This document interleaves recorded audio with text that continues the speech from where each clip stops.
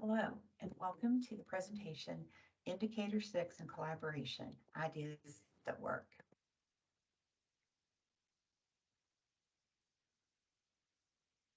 My name is Leah Brammer, and I'm an employee at the West Virginia Department of Education. I'm also a certified ASHA member and have no other financial disclosures to make at this time. By the time we're finished with this webinar, the hope is that you'll understand the importance of Indicator 6. You'll learn ideas about how to make the collaboration for integrated therapy successful, and you'll determine one idea or tip to take back to your county to try. Many of you may not have even heard of the annual desk audit indicators or the SPPAPR, but that's a federal report that has to be filed every year by every state. And because of that, we have to gather information from every county within the state or every local education agency within the state to report the data that has to go back to the feds.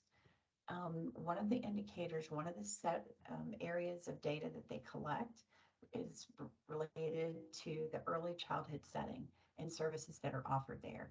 Because of research and evidence-based practice, there are several mandates and guidelines that are proposed for that have to be met by every district.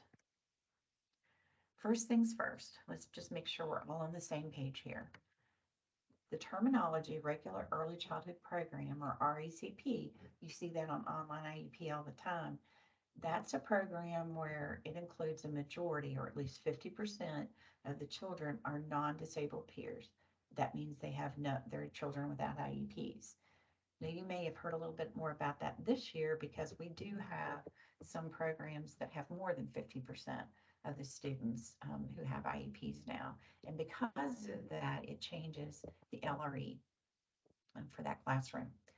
But regular early childhood programs can include preschool classes offered by an eligible pre-kindergarten population in the public school system.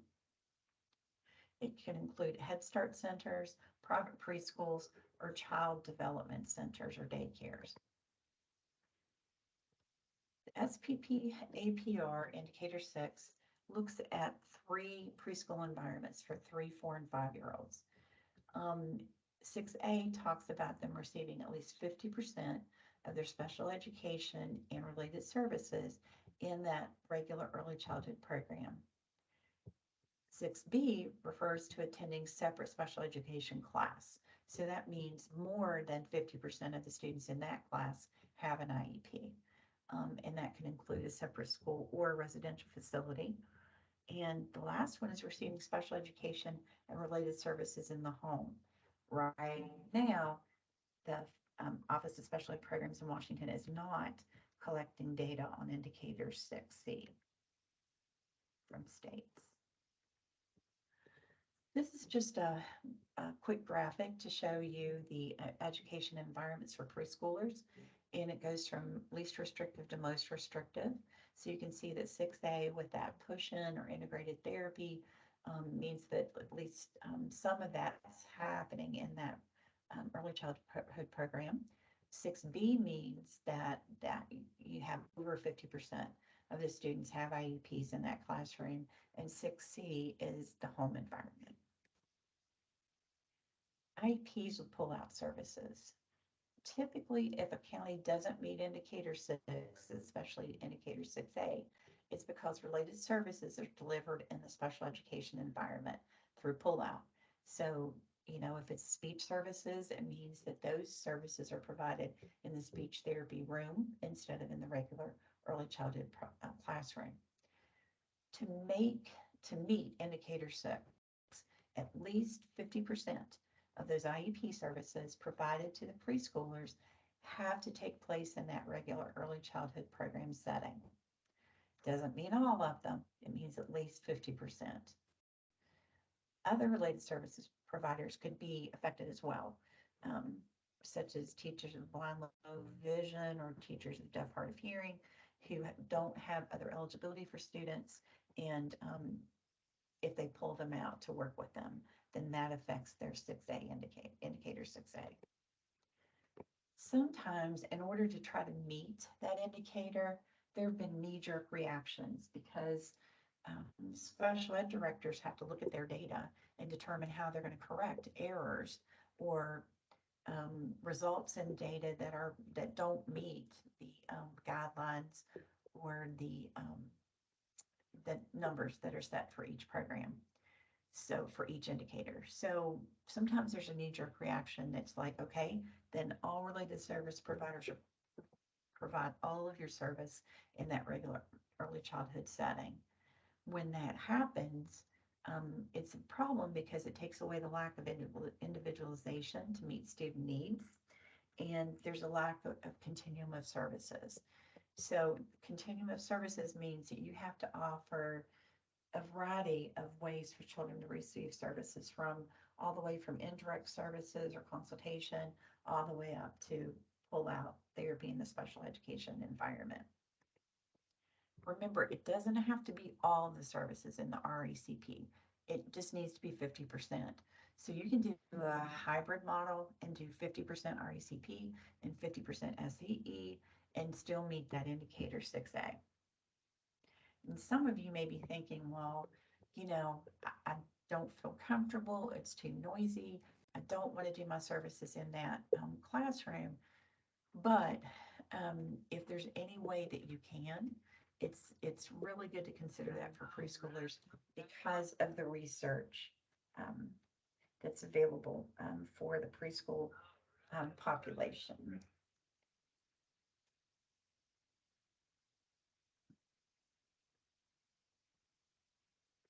And that's because of the language rich environment. Preschools are specifically designed to be language rich and to ensure that there are opportunities for students to learn in every part of that classroom. They're also supposed to be welcoming and make the children feel safe because they're out of their home safe environment and in a new environment with strangers. So this environment is supposed to be set up to make them feel comfortable. So when you start thinking about taking them out of that environment, you have to ask yourself, why do I want to remove them from that environment if that's where they feel safe? And that's where they have it specifically designed for preschool children. Um, so think about that. And think about the next step that has to happen if you're going to be providing services in the regular or regular early childhood program, and that is that you have to be able to collaborate with that staff. But by going in and doing that and modeling and collaborating with them, they will be able to stimulate and provide support for those students all day long, every day, when you're not there, because you have modeled for them what to do. With integrated therapy, it's a practice that requires all educators, specialized support personnel, and paraprofessionals to share their expertise. And with an integrated therapy, it lends to providing services for students in the most natural context. So, instead of pulling them out and doing a separate activity that's not related to anything that's going on in that classroom, you can work with them on things that are important to their environment and to their school day. There are some similarities to pull-out therapy and integrated therapy. One is that it still requires providers to follow guidelines and policies. Another is you're still able to provide various levels of support and services, and you're still able to write your goals to focus on student needs. The differences are that you plan for IEPs and treatment as a team. So you work together with that classroom, that preschool teacher, and try to determine what you can both work on and collaborate on to make that student exhibit progress as a team. And then evaluate the best setting to as a team. It could be that for part of the service, you're going to pull them out to your therapy room.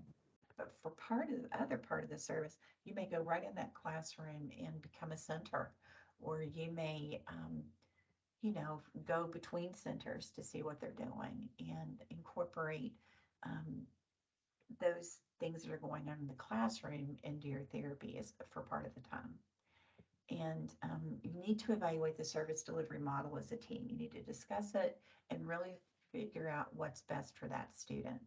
Now, when the numbers are calculated, there's a ratio. And I think the West Virginia guidelines say that at least 40% of all services need to be provided in that regular early childhood program. So I am in no way saying that you cannot offer pull-out services to speech students um, who are in preschool. What I am saying is think about each individual student, think about the needs that they have, collaborate with that classroom teacher so that you can make sure that you're both on the same page as far as what that student needs, and then determine what the best location to deliver those services. And don't just do it as a matter of course. That's what I used to do, honestly, is, for every student I placed, we did pull out. It was just what we did. But now we really, the federal monitors are looking for a continuum of services. The ADA requires that, you have to try to meet these guidelines as a state and as a county. And it's just really important to think about each individual student and not just do it as a matter of course. Collaboration is a key to integrated therapy because you can create long-term outcomes, you can take a student-centered approach, and you can focus on skills that the student already has. And with doing this too, it also helps you when you get ready to do the child outcome summary because you both are going to have, you and the preschool teacher are going to have different perspectives as far as progress and that kind of thing for these students. And if it's a speech only student and you are the one who's filling out the costs, then you still, need that collaboration from the classroom teacher because you're not in that classroom all the time to see the progress they might see. It sounds easy, doesn't it? I mean, it sounds simple for me to say, go do integrated therapy and collaborate with your preschool teacher. But we know that that's not the way it always works. Um, there are many skills necessary to make integrated or push-in therapy model work. I will say that one of them is not having the perfect preschool lesson to go in and do, because I think that prevents people a lot of times from going in and doing um, therapy in the classroom because they think, oh, somebody else who does this knows more than I do, or they have specific lessons that they do, or they have teachers pay teachers materials that I don't, and that kind of thing. And that's not what this is about. This is about working on the needs of the student and trying to work on them in that natural setting.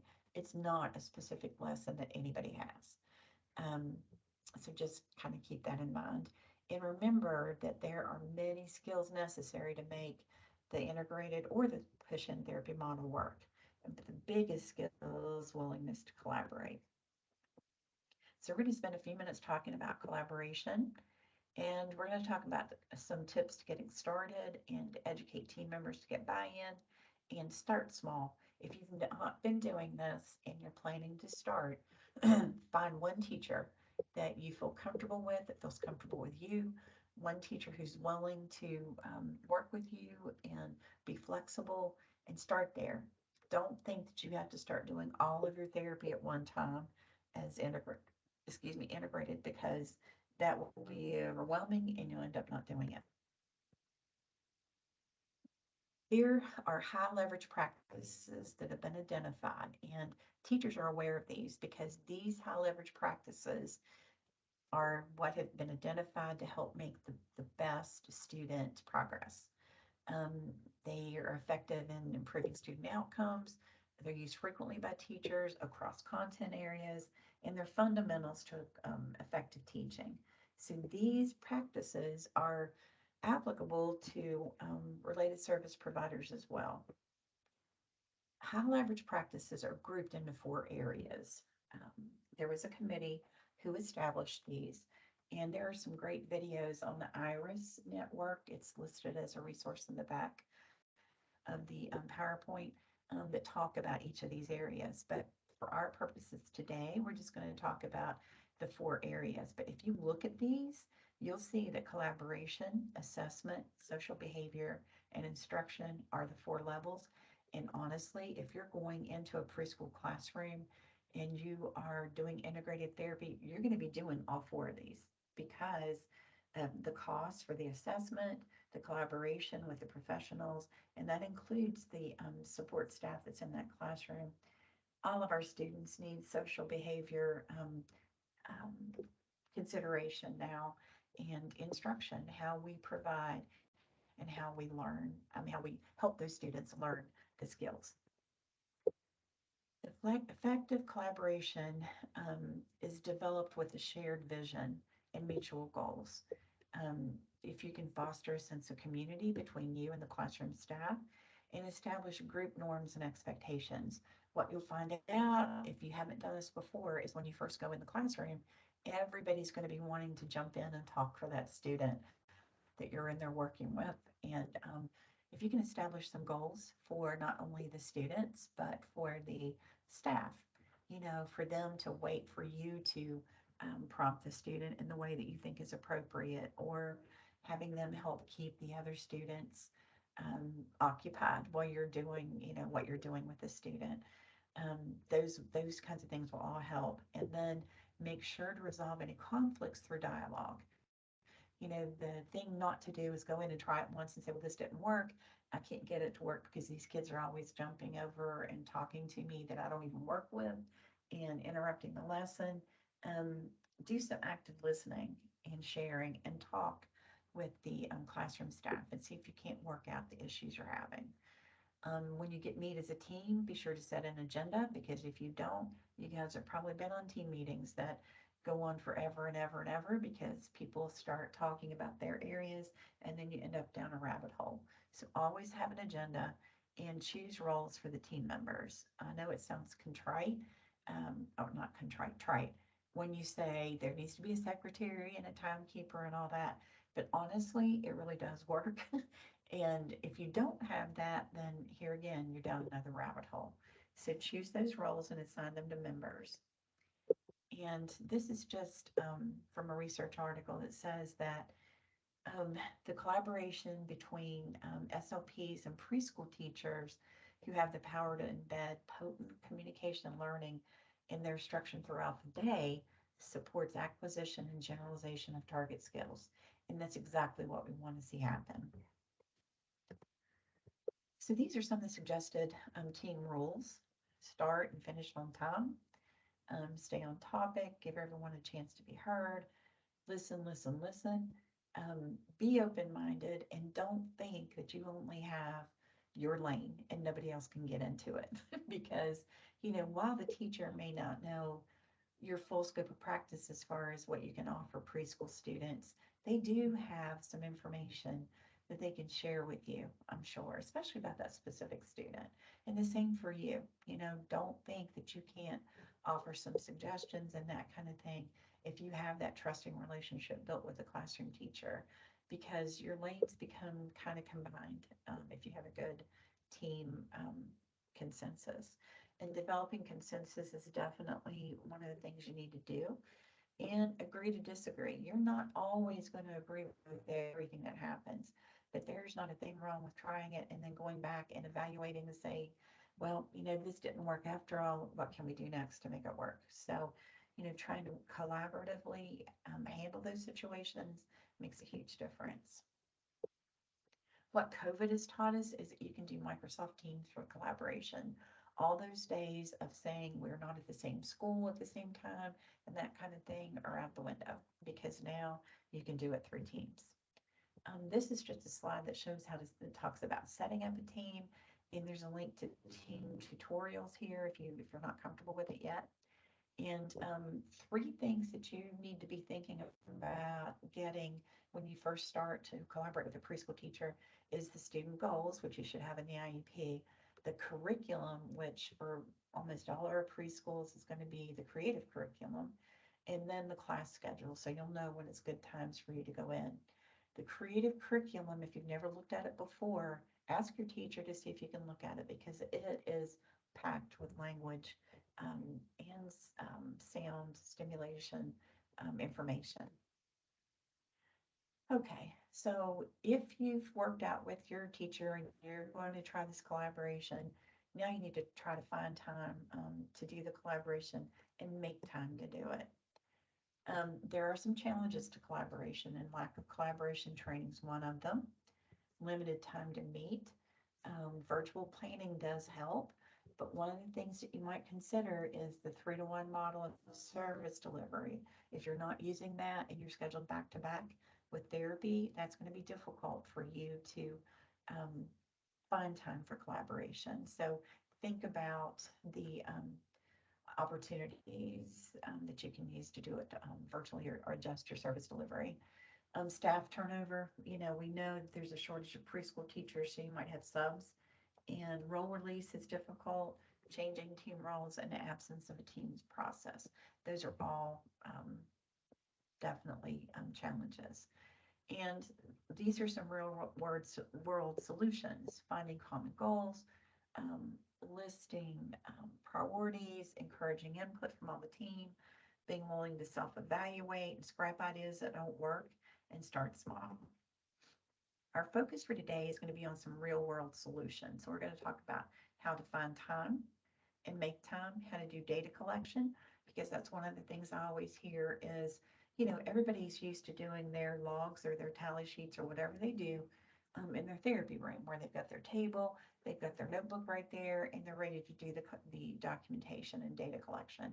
In the classroom, it's going to be different. So we're going to talk about some solutions for that, and then service delivery and some success stories. I want to thank you, say a special thank you to our advisors for providing us with some recorded ideas for you guys to be able to hear. And you'll notice that there's a mixture of preschool teachers and SLPs. So it's not just all SLPs who provided support, because we always hear, well, the preschool teachers need to hear this too. And I can say that Lisa Fisher and I, in the Office of Pre-K through 12 Educational Support, I think is their new office. But she and I have been presenting at preschool conferences too, but so the preschool teachers can hear this information. And then I'd like to say a special thank you to Libby Simmons, who was the interviewer for all of these clips that you're going to see. The first clip is about finding time and making time.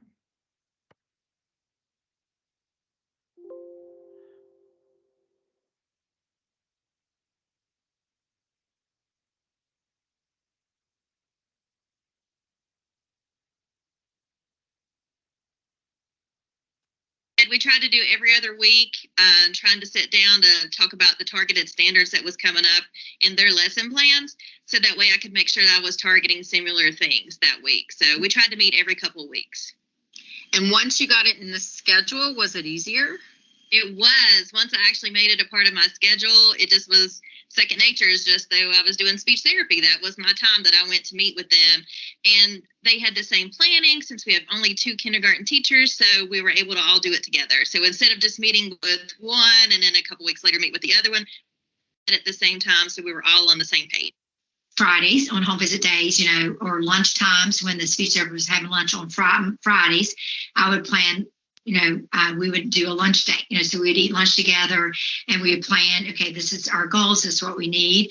And, teacher's job is not done. When the bell rings at the end of the day, we would stay after school. We make planning times to meet after school and work on it. But once you establish it, then it just kind of worked like clockwork. You didn't have to, you kind of once you got established, it was, obviously there would be times that you would, something new challenge would come in, which is another reason I love preschool. We're always a new challenge, try to figure out how we're going to get this kid to talk, how we're going to get this kid to master this goal.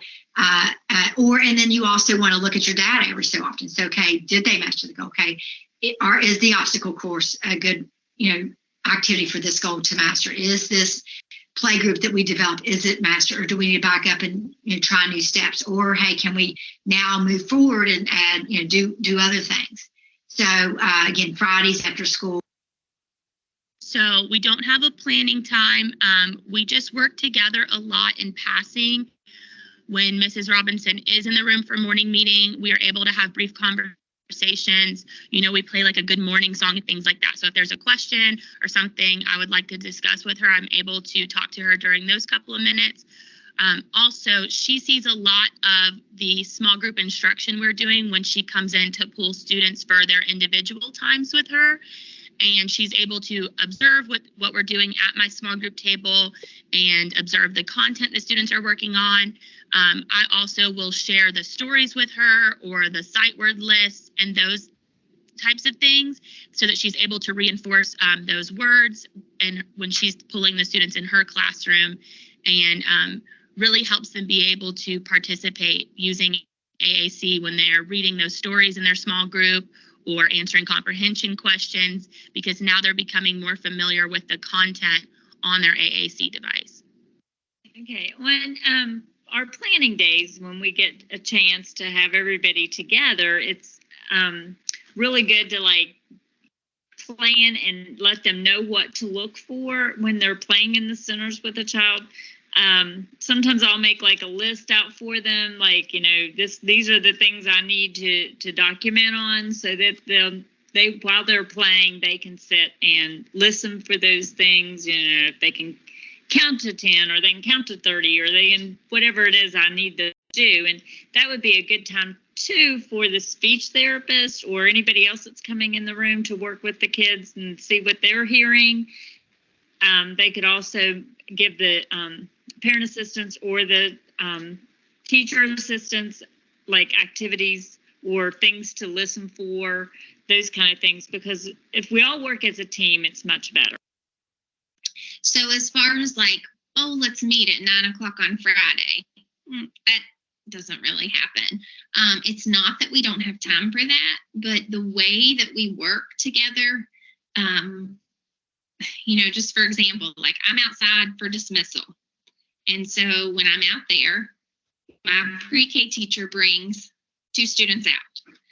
Almost every day, she's stopping to tell me, oh, so-and-so did this. You'll never believe this. So-and-so did that.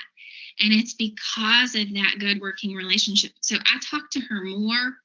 If I only talk to her for 30 minutes on a Friday, it would be way less than the amount of time that I spend. Is it all documented when I meet with her? Absolutely not. There is no way I could document every bit of it. But if there is something significant that she lets me know about, yes.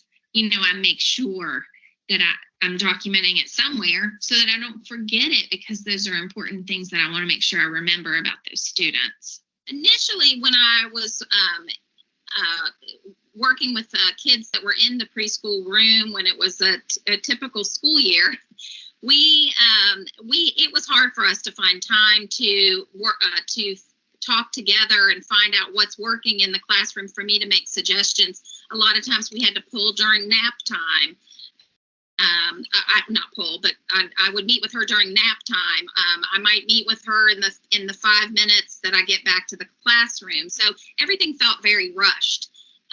With this now, using a framework from a book that I got and used from a graduate class, it's called Building Blocks. I have a framework that I can look at, and the teacher and I can take time to figure out how my goals can be implemented into the classroom. As far as our service providers, I'm lucky that my speech therapist is in the school with me, so I see her all the time, and she always has duty outside, so I'll pass by and we'll say, she'll ask me about something or a child, and we'll talk about it, you know, so I'm lucky with that.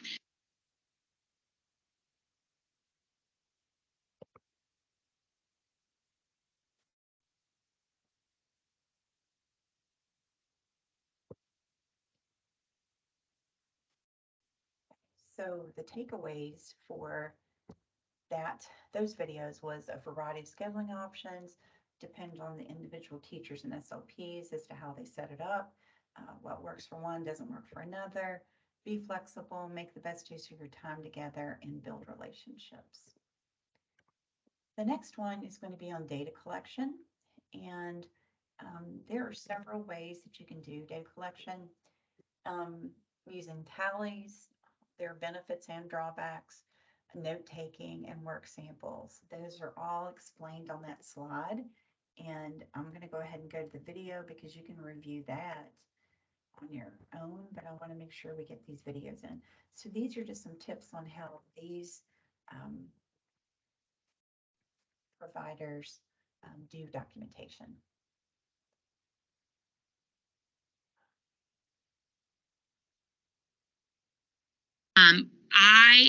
I'm pretty old school when it comes to data collection. I am a paper and pencil kind of girl. I have folders for each student with each of their goals written out, and I will keep the track of the date and the amount of times that we tried to work on a certain scale.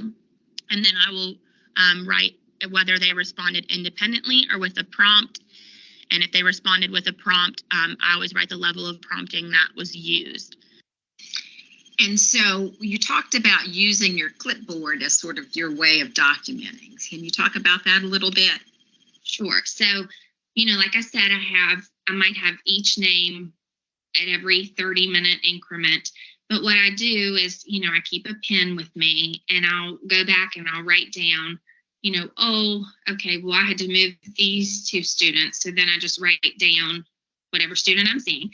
And then if there's anything specific that I want to make sure I go back and document about, that is, I might make little notes on my clipboard. I keep it in one location in the classroom. So I kind of, as needed, I can kind of go back and forth to that. The teacher's good about letting me just leave my stuff up on this one shelf. And so, as far as my clipboard and my schedule, because really I don't take anything else out there. I'm in the classroom. I am old school, pencil and paper. If I don't have something with me, I will, grab a sticky note or grab a piece of paper in one of the classrooms, and I will handwrite information. I will, take, I use pluses or minuses to document, and then I transfer all that information over to eSchool Docs that we use. That is a lot of what happens here with us, and showing each other how a student is making progress. One thing to always remember is that things may not, in that moment, you can't always write down what that student is doing, or that they've gotten 5 out of 8 correctly. Sometimes that just doesn't always happen. And it's okay, right? Because it is you're okay. Looking at the big picture. Yes, looking at the big picture, that is okay. And there's times where you have that parent and you've maybe taken a short video and you sent to them and they're like, oh my gosh, thank you. I can't believe he did that, or I can't believe she did that. And that means more and is more important to that parent than receiving that progress report, every 9 weeks. So you do some video sharing to document progress. Yes. Yes, Mrs. Robinson and I, we do communicate daily. Just like I said, how we communicate in passing when it comes to planning. We also communicate in passing about students' progress, what they were able to do in the classroom with me, or what they were able to do in the speech room with her. We do take videos. The families are really excited to see some of the things the students are doing at school. Some of them don't realize just how much their student knows and is able to use their AAC to perform for us and demonstrate that they have a skill. So the video is really helpful, and I like to show Mrs. Robinson videos of things that we were doing in the classroom, and she'll get videos of things that they were doing in the speech room. So we have an open line of communication as student progress goes as well.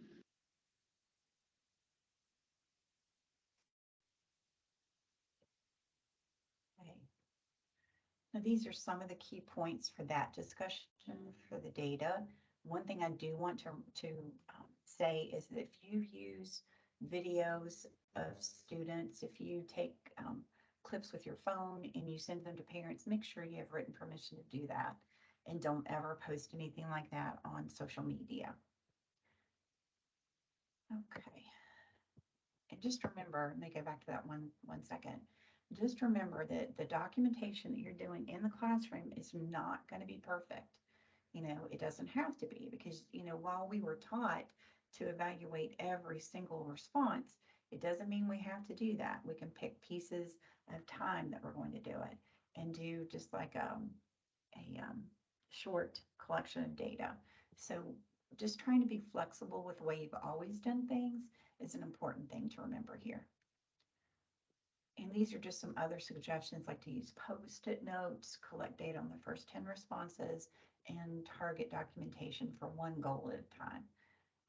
Because typically your data says that you're going to collect it monthly. And so it doesn't mean that you have to collect every single response unless you're billing for Medicaid.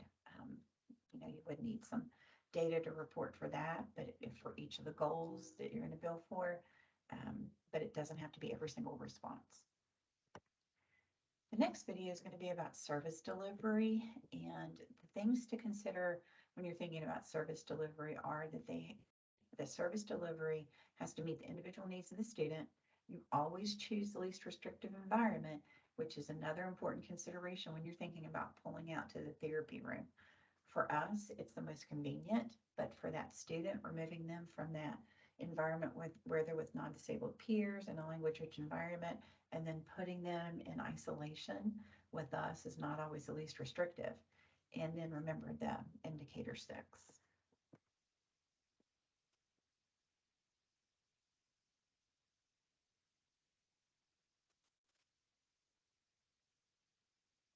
I find that I deliver a myriad of service delivery options, and it's usually a mix. It varies each year, of course, depending on the students and the students' needs. Sometimes I'm more pull out, sometimes I'm more push in, but there's always a mix of that. And when I'm in the classroom doing the push-in, I found that that's also a mix of different types of service delivery. Sometimes when I'm in the classroom, I've done whole group lessons. Sometimes I'm doing small group lessons, and sometimes I'm just working with 1 or 2 students individually. And so speaking of pull out, you said you had a caseload of 7 and 2 of them are pulled out. And so can you talk about that a bit? Yes. Okay, so the 2 that I made the IEPs to be pull out services is they are speech only. I just placed them a couple months ago, and one of the students is very distracted, very difficult to have good attention to task. It would be a nightmare if I tried to work on speech sounds with him within the pre-K classroom, because just getting him to sit in a chair is sometimes difficult. He's a sweet kid, but he's just very distracted. The other student that I made pull out time on is very quiet. And if anyone has ever been in the pre-K classroom before, you know that it is difficult to hear a lot of times. And so being able to, and this student was very, very quiet at the beginning of the year. She wouldn't even hardly speak to the teacher. So now she'll talk to me. She talks my ear off when she comes into speech. So it's been really good to see that progression as well. The other student who I have to see in my classroom was not mine to begin with. He came to me from another school, and he is a runner. And he is probably my most difficult student to see all week. So I have to take him from the pre-K classroom to the speech room. We go from the portable outside into the school. I have to position myself in between him and the door in my room. I have to have so many activities planned for him, and I still can't keep him. He is very, very challenging to keep on task. I probably get a good 5 minutes, if that, out of the 30-minute session. And so the next time that we have his IEP, I will be changing his minutes to GEE, because there's no value in what I'm doing with him. I'm not modeling for anyone. I'm really not getting anything out of him, which I hate to say. But when I compare the way that I'm able to provide the services to the other students versus him, it's night and day. And so I really feel like there's definite value in seeing the kids in their classroom. And you think you could probably get more out of them in the classroom, right? Oh, certainly. Yes. And I would be putting myself into activities that he's already choosing. So I wouldn't be trying to provide 10 different things that I've planned for that well, maybe this will work today, and he's one of those kids that, he loves trains. Well, he'd watch the iPad and trains all the time if you would let him. But finding other things that keep his attention is so difficult. And he doesn't, even if he likes something today, he may not engage with that next week. So it's not even like you can plan 10 activities and then use those same, because you almost have to have extra things, and that's so much extra work. And I don't mind the work, but knowing, when I'm in the classroom, and even when I speak to him or just say something to him in the classroom, those aren't IEP minutes, but I can see that I would be able to do so much more with him in the classroom.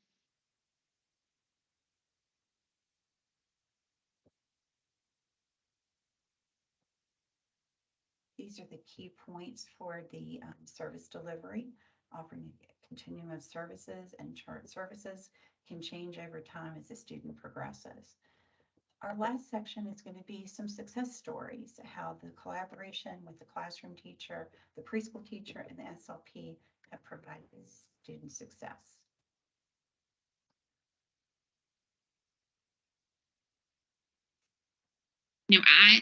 Things don't always go as planned, and not that they're really planned, but some days are much, much better than others.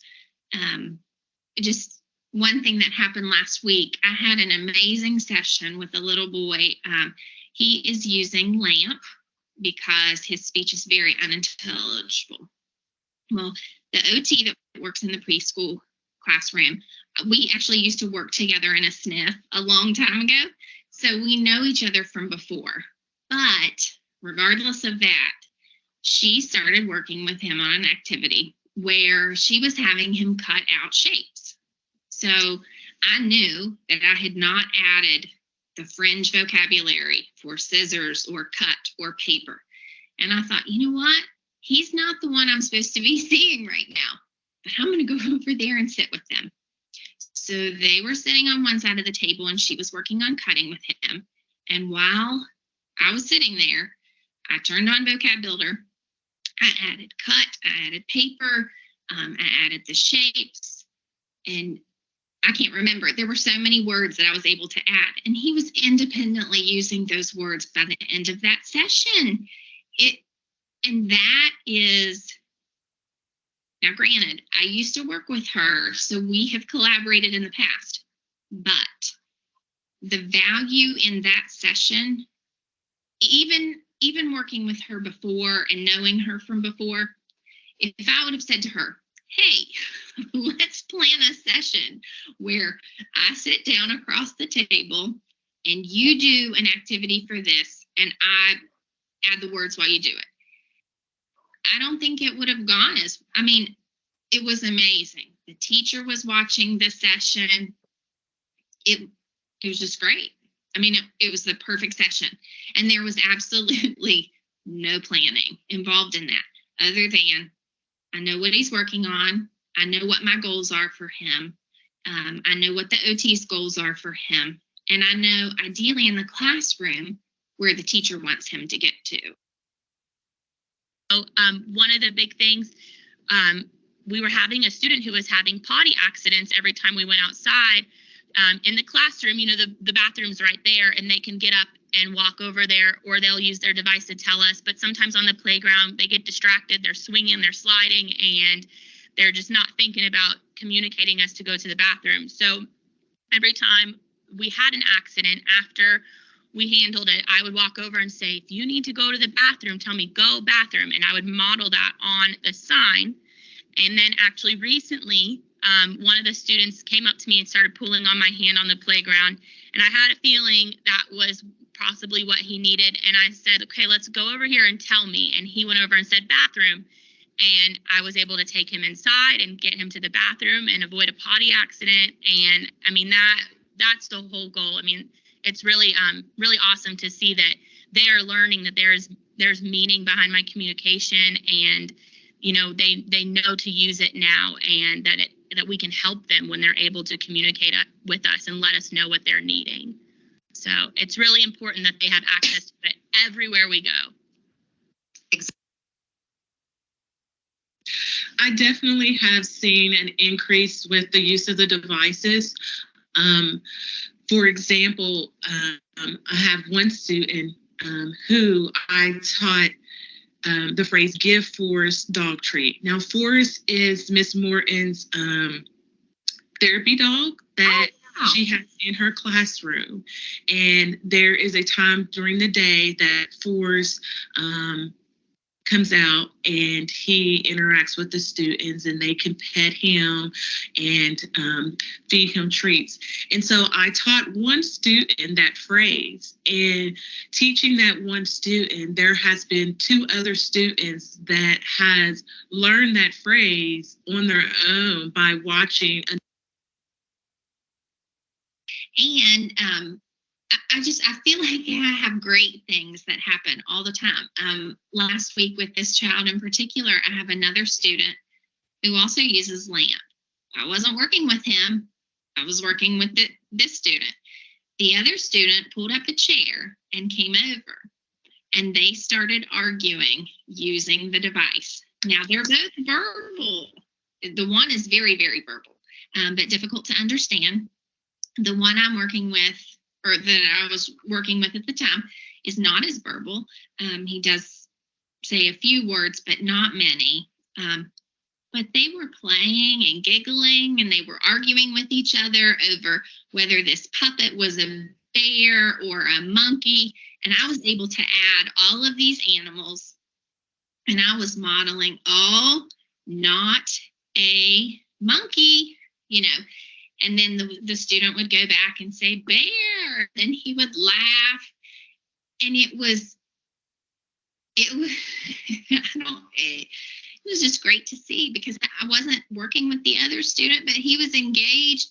They were all engaged. We were all modeling for this other student, and the student was using the device appropriately. He was only selecting one button, but he's only had the device for 5 weeks.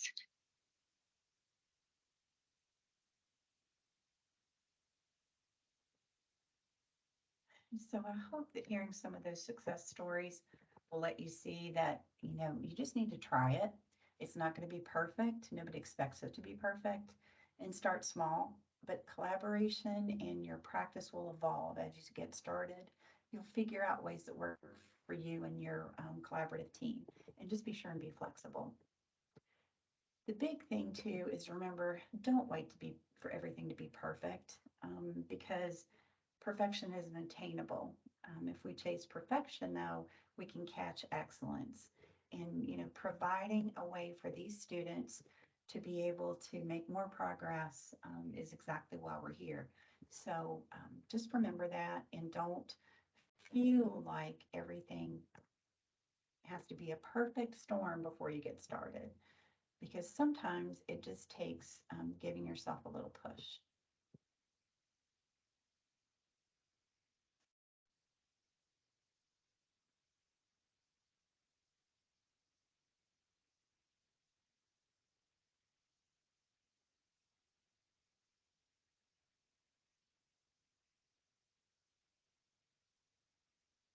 So I hope this was helpful for you, and that you can see that not everything everybody does is perfect, and these people are having success all the time. That's the reason we wanted you to hear from them. So any questions that you have about this, you're welcome to send to me or post in the team. And I just wanted to let you know that there are resources at the back of the PowerPoint that'll be posted in the Teams group, and references as well. So here's my contact information. I do not have the slide for watching the recording, but I will make sure it's posted in the Teams group. Thank you.